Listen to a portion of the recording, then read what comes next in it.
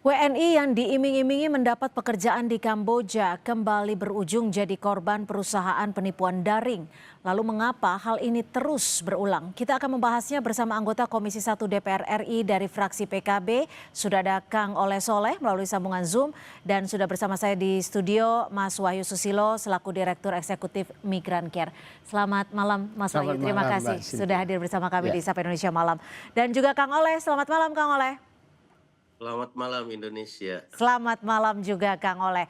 Kang Oleh, ini kan berita yang sangat miris. Hingga saat ini dari pemerintah sendiri koordinasinya seperti apa? Hasil terakhir hingga sore hari ini terhadap WNI kita di sana. Pertama, saya secara pribadi dan juga atas nama fraksi PKB menyampaikan rasa terima kasih atas kesigapan daripada pemerintah dalam hal ini Kemenlu dan tentunya KBRI di Phnom Penh yang sigap segera memberikan berbagai pembantuan ya. Baik yang ada di polisi maupun yang ada di rumah sakit. Dan ini menjadi sebuah warning, ini berulang-ulang ya, Myanmar, Kamboja, terus-menerus hal itu. Nah, selama ini belum ada koordinasi karena memang DPR hari ini masa reses hingga tanggal 31 November. Kami hanya tahu dari WA Group dan kemudian dari medsos dan TV. Nah, tentu hal ini menjadi catatan yang amat sangat kami perhatikan bahwasanya ke depan terkait TPPO ini harus menjadi penanganan serius dari pemerintah. Dan hampir tiap minggu, tiap bulan ini terulang lagi. Nah, oleh sebab itu kesigapan dari pemerintah perlu kita apresiasi, namun tidak hanya berhenti di sana. Tentu saya secara pribadi atas nama fraksi PKB ini harus dibuat semacam tim GAP untuk menangani TPPO ini. Antara imigrasi, polisi, kemudian Naker, kemudian Kemenlu. Sederhana sesungguhnya kalau melihat ini, bagaimana pemberian paspor, pemberian visa juga ini dilakukan secara ketat. Jangan sampai paspor diobral gara-gara hanya dia sebagai pengangguran mencari pekerjaan ke luar negeri, lalu ada rasa iba lalu dikasih. Nah, ini juga gak seperti itu. Sisi lain juga Depnaker harus melakukan sebuah kampanye bagaimana memberikan literasi pengetahuan yang komprehensif kepada seluruh masyarakat, dan tentunya ini Pemda yang harus kooperatif ini. Bagaimana link-link mana yang kira-kira yang benar, link-link mana yang akan merugikan. Nah, ini juga harus komprehensif ya, dari pusat, provinsi hingga ke daerah. Kang Oleh, sebelum kita ke sana, karena ini kan bagaimana kita menjadikan masalah ini tidak harus berhenti di kali terakhir seperti itu. Saya akan ke Migran Care terlebih dahulu, Kang Oleh. Dari Migran Care sendiri, Mas Wahyu, apakah sudah menerima laporan? Apakah sudah mengetahui kondisi terakhir dari warga negara Indonesia kita di sana?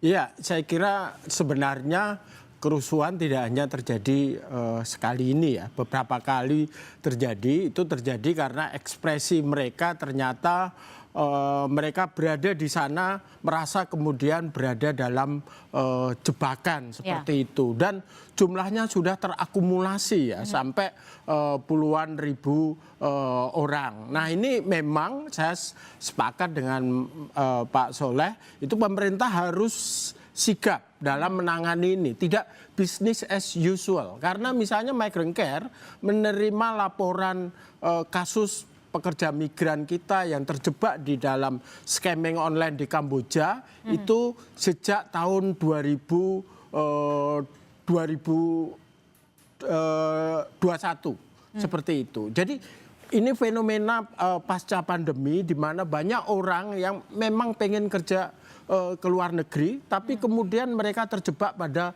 lowongan kerja palsu. Kalau seperti untuk itu. 97 WNI ini apakah sudah dipastikan bahwa ke-97-nya ini terjebak tawaran pekerjaan palsu ya? Saya kira itu bisa dikonfirmasi karena kemudian ekspresi mereka ya melakukan perlawanan, melakukan protes seperti itu mereka merasa bahwa itu tidak sesuai dengan iming-iming yang dijanjikan. Baik. Jadi skema iming-iming mereka biasanya dipekerjakan di sektor teknologi digital atau sebagai customer service seperti itu, tapi nyatanya di sana mereka dipaksa untuk melakukan penipuan, melakukan scamming online seperti itu. Kang Oleh, kalau kita tentunya kita menginginkan puluhan WNI kita ini bisa kembali ke Indonesia dengan selamat. Apa langkah yang sudah didorong DPR untuk memulangkan 97 WNI ini? Apakah ada informasi terbaru yang dimiliki oleh Komisi 1? Saya rasa pemerintah sudah terbiasa ya bagaimana menghadapi persoalan-persoalan PMI yang ada di luar negeri maupun diaspora yang ada di luar negeri.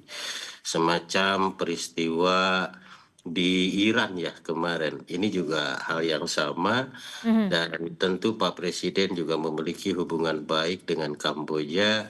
Pak Menlu punya pengalaman, KBRI juga insya Allah akan sigap. Oke. Saya yakin dan percaya bahwa pemerintah akan mampu menyelesaikan persoalan ini.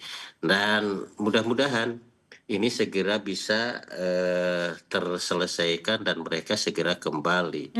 Namun yang menjadi persoalan adalah bukan mereka bisa terselesaikan kembali ke Indonesia. Yang menjadi persoalan ke depan adalah jangan sampai ada lagi seperti ini. Iya, betul. Tapi gini Kang Cukup Oleh, di maaf sini saya potong. lah, gitu. Maaf saya potong, perlu tidak ada langkah investigasi secara menyeluruh antar kedua negara? Karena ini jumlahnya kan bisa dikatakan cukup banyak. Saya rasa tim pencari fakta dulu, tim GAP dulu dibentuk dulu. Saya rasa harus ada sebuah tim di sini yang menangani ini. Karena ini berulang-ulang dan jumlahnya gak sedikit. Menurut informasi ada 10.000, ada 1.500. Ini sumir datanya. Nah sementara pekerja non formal ini, non formal artinya tidak melalui administratif, saya rasa ini juga datanya saya yakin ini pasti besar. Lebih besar. Ilegal Lebih artinya besar. ya, yang ilegal ini ya. Lebih besar, iya yang ilegal ini. Aha. Nah, oleh sebab itu ya saya rasa harus dibentuk semacam tim gabungan penyelesaian ini ya, agar kita bisa tahu persis ini persoalannya di mana. Oke. Ini persoalannya di mana? Jangan-jangan, ini juga ordal juga orang dalam juga bermain gitu. Saya juga nggak tahu. Nah, Ordalnya dari mana nih Kang Oleh? ya jangan-jangan ini saya kan baru menerka. Karena memang ini terulang lagi. Oke. Jadi Sebab itu. ada skema yang serupa, pola yang serupa sehingga peristiwa ini terus terjadi. Seperti itu ya Kang Oleh ya? Ya, pada prinsipnya sederhana sebenarnya. Tinggal dicari di imigrasi berapa warga negara Indonesia yang ada di Kamboja. Di situ kan lintas imigrasinya kan ada. Oke. Berapa ribu yang masuk ke Kamboja, berapa ribu yang masuk ke Myanmar. Lalu segera deteksi dini. Di mana-mana mereka, mana-mana yang tercatat, mana-mana yang tidak tercatat. Baik. Kan sesungguhnya mudah sebenarnya ya.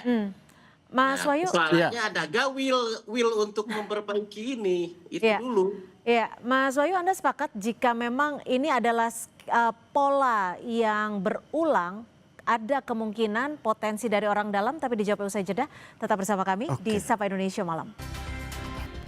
Saudara, Kementerian Luar Negeri mengungkap penipuan daring yang mengincar warga negara Indonesia sering terjadi di 10 negara. Dalam kurun waktu 5 tahun terakhir, ada lebih dari 10.000 WNI yang menjadi korban. Selain perlindungan terhadap WNI, Kemlu juga menyoroti pentingnya langkah pencegahan. Ini menjadi pembelajaran bagi kita semua, ya, bahwa kasus-kasus warga negara Indonesia yang terlibat online scam kami catat selalu meningkat dari tahun ke tahun. Sejak tahun 2020 hingga saat ini total lebih dari 10.000 kasus online scam ya, yang terjadi, yang awalnya hanya terjadi di Kamboja menyebar ke 9 negara lain. Total ada 10 negara yang kami catatkan memiliki kasus WNI yang terlibat online scam. Satu hal ya, kita jangan tentunya menjadi tanggung jawab negara ya untuk melakukan pelindungan, memastikan keselamatan warga negara kita dan kemudian memulangkan. Namun yang paling utama juga adalah melakukan langkah pencegahan. Kita akan lanjutkan dialog pada malam hari ini, Mas Wahyu, ketika pola scamming ini terus terjadi. Kalau tadi sempat disinggung oleh Kang Oleh, ada potensi kemungkinan orang dalam. Sebenarnya orang dalamnya ini potensinya dari pihak-pihak mana saja menurut Anda? Ya, bisa state actor, bisa non-state actor ya. Di dalam negeri misalnya, ini kan terkait dengan mobilitas orang gitu ya. Ada seorang penyintas yang cerita dengan saya, sekarang ini kan ada pengetatan kalau nunjukin tiket ke Kamboja atau ke Thailand gitu. Dia bisa dengan fasilitas yang tidak resmi namanya VIP. Sehingga dia bisa lolos pemeriksaan sampai kemudian tiba di sana. Nah, kemudian Pemeriksaannya maksudnya dari mana nih? Dari Indonesia. Indonesia. Iya, Artinya, dari beberapa titik bandara di sini. Artinya lolos imigrasi. Iya, lolos imigrasi seperti itu. Kemudian juga investor. Saya kira ada investor yang transnasional juga. Saya kira Koran Kompas, majalah Tempo pernah mengupas juga keterkaitan beberapa pihak ini. Dan yang penting adalah kita melihat bahwa di negara Kamboja sendiri, minggu yang lalu baru keluar laporan trafficking in person report dari pemerintah Amerika Serikat yang menyatakan bahwa ada 4 negara yang terkait dengan bisnis online scam ini itu dikategorikan sebagai state sponsor trafficking. Jadi negaralah yang mensponsori adanya perbudakan ini, yaitu China, kemudian Myanmar, Laos, dan kemudian Kamboja seperti itu. Jadi ini langkah yang berat ya kalau kita memang harus melakukan tekanan-tekanan ini. Ketika di negaranya itu sendiri mereka punya keterlibatan langsung.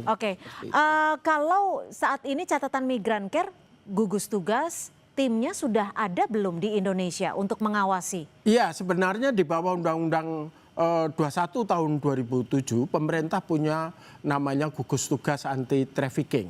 Setiap 5 tahun itu diperbarui. Tetapi memang sekarang ini gugus tugas itu expire.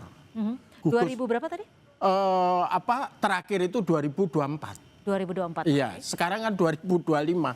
Gugus tugas itu sama sekali nggak ada landasan landasan hukumnya. Jadi memang kita harus dorong adanya gugus tugas yang baru, yang efektif. Ini sebenarnya ironi ya, karena pada saat keketuaan Indonesia untuk ASEAN tahun 2023 kita berhasil menelurkan deklarasi ASEAN untuk pemberantasan trafficking di scamming online ini.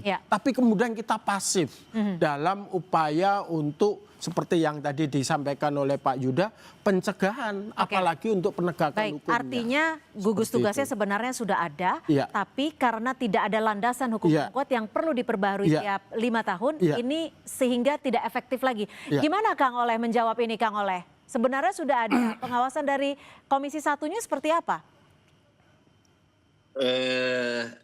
Jujur saja karena saya jadi anggota DPR RI ini baru kemarin ya.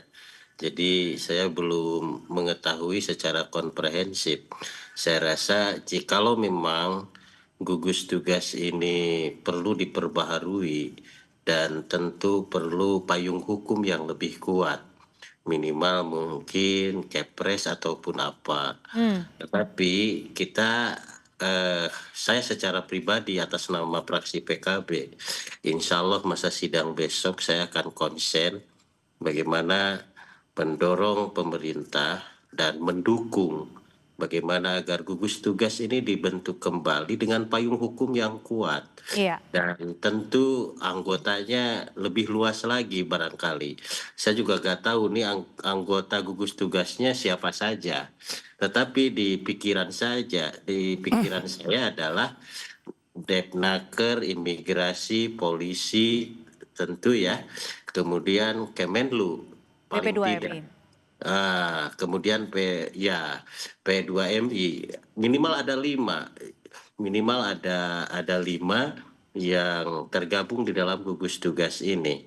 Intinya bahwa ke depan akan menjadi konsen bagaimana ini 10.000 ini kan bukan sedikit. Betul. Ini kan yang nampak di umum. Iya. Kemana yang tidak nampak di umum? Nah, oleh sebab itu saya rasa ini harus segera serius dilakukan penanganan. Ya, ya. Penanganan agar tidak terulang kembali. Kang Oleh, kalau memang kita mau sama-sama serius agar peristiwa ini tidak terjadi kembali, tentunya kita harus tahu dulu akar masalahnya, sumber masalahnya ada di mana. Kalau dari catatan Komisi 1, ini sumbernya dari mana awalnya? Ketika WNI kita bisa berangkat tanpa izin yang jelas, dan juga tentunya kan ada agent yang memberangkatkan para WNI ini. Saya rasa sangat jelas sekali. Ada 2 pihak sesungguhnya. Satu pihak pertama masalah WNI itu sendiri yang nganggur, yang miskin, yang ingin bekerja. Pihak yang kedua adalah investor. Nah, investor ini dia berupaya secara membabi buta. Bagaimana agar korban-korban ini diiming-imingi. Ya. Nah itu kan, ya ini tidak sudah jelas lah. Ini adalah soal kemiskinan, ini soal pengangguran persoalannya. Sesungguhnya jikalaupun investor terus merayu-rayu, tetapi kalau warga negara kitanya tidak nganggur, kemudian dia juga punya penghasilan, saya rasa tidak akan menjadi korban. Nah, oleh sebab itu, ya tentu ini menjadi paralel ya. Ya. Satu, kita bagaimana Pak Presiden melalui berbagai kementerian untuk segera membuka lapangan kerja seluas-luasnya. Ya. Yang kedua adalah pengetatan. Yang tadi, gugus tugas tadi. Gugus tugas difungsikan kembali dengan payung hukum yang lebih kuat serta keanggotaan yang lebih banyak. Oke, artinya ini jadi PR DPR ya, untuk langsung setelah reses dapat segera mengaktifkan kembali dan ada payung hukumnya. Seperti itu ya Kang Oleh ya? Siap, saya akan mengawal ini. Terima kasih Kang Oleh. Tapi Mas Wahyu, kalau kita melihat ini pola ini itu ada akarnya di mana? Apakah di lokal, artinya dalam negeri, agent nakal, atau sebenarnya ini adalah jaringan internasional? Ya, ini sebenarnya bagian dari sindikasi internasional ya. Jadi dan ini mulai marak pada masa pasca pandemi, di mana angka pengangguran sangat tinggi ya. Kita menamai kondisi lapar kerja, di mana kalau di dalam kondisi lapar kerja ini, pekerjaan berisiko apapun akan dia ambil. Dan wajah baru korban ini adalah orang-orang muda, mereka yang berpendidikan, mereka yang berasal dari perkotaan. Jadi ini adalah perluasan wajah dari korban trafficking ya. Seperti itu. Baik, terima kasih Mas Wahyu atas perspektifnya malam hari ini, dan juga Kang Oleh, terima kasih. Sekali lagi kami ingatkan untuk PR-nya kembali menguatkan dan juga mengaktifkan gugus tugas untuk para WNI kita di sana. Sama revisi undang-undang TPPO Pak Soleh, itu yang penting juga karena undang-undangnya udah ketinggalan zaman. Tahun berapa Pak? Undang-undang 21 tahun 2007. Siap. Ya. Saya kawal Pak. Siap. Baik, terima kasih Kang Oleh, terima kasih Mas Wahyu. Terima kasih. Ya, terima kasih. Selamat.